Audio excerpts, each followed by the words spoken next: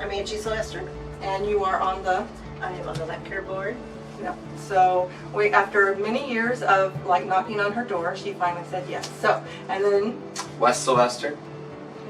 who is the son of Angie. So we've just invited them here because their whole family is involved with LifeCare, and we love their story. And Our family's involvement started with LifeCare with my parents. My dad was a board member. Both of my parents have been volunteers.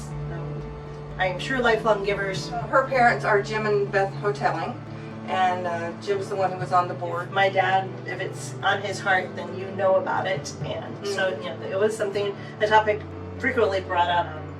Also influenced my in-laws as well, to get them involved.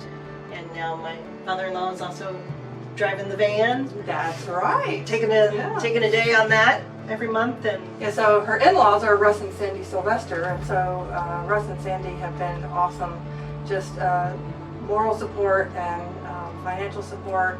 And Wes, so you are second generation, third generation. Yeah, of course. I moved away, went to college.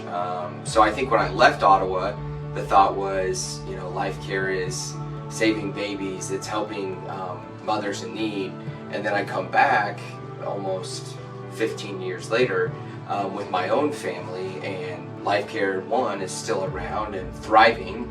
And the model, the vision's the same, but the model and how you guys reach the communities and now the surrounding communities with the bus and the ultrasound machine, I mean, it's changed, and it's absolutely even a bigger ministry than when I left. And there's plenty of things we can invest in this community, but when you package both the physical side of our community's needs and also the heart needs that our community has, that's a no-brainer for us to want to jump in and get involved. maybe you don't have $100 a month to provide to LifeCare, but maybe I can do stamps this month or Clorox wipes or whatever the need might be.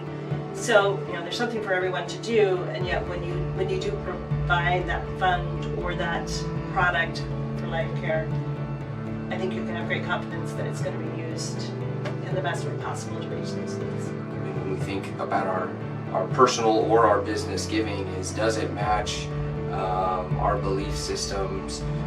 Does it impact the community in a way that's positive for the future? For me, if you want to think about legacy and the mark we leave on this community as a family, we don't need our name on buildings. Well, good, because we weren't going to do that. I don't know if that's gonna... Just so you know. Yeah, no, I mean, that's, for us, it's more about, at least for me, it's about leaving a legacy of knowing that we are impacting future generations. We're investing in not just their physical needs, but their emotional and their spiritual needs. And that alone, I mean, regardless of how much you give, that makes you feel like you are making a difference in this community. And you are. And it almost like spurs this passion, because you see that your grandpa invested his time and his passions in it, and then your mom and the other grandparents and your dad and your brother and you and your wives and your children. That's the momentum needs to be continued and spurred on, and it multiplies, right? So it multiplied by 1 or 2, and now it's at I think 14. you've even got an aunt and uncle. Yeah, They're involved, absolutely. So, it goes wide and deep. So yeah, it's exponential growth, and I think just the feeling of, man, I'm helping my community, I'm spreading the gospel, I'm building disciples.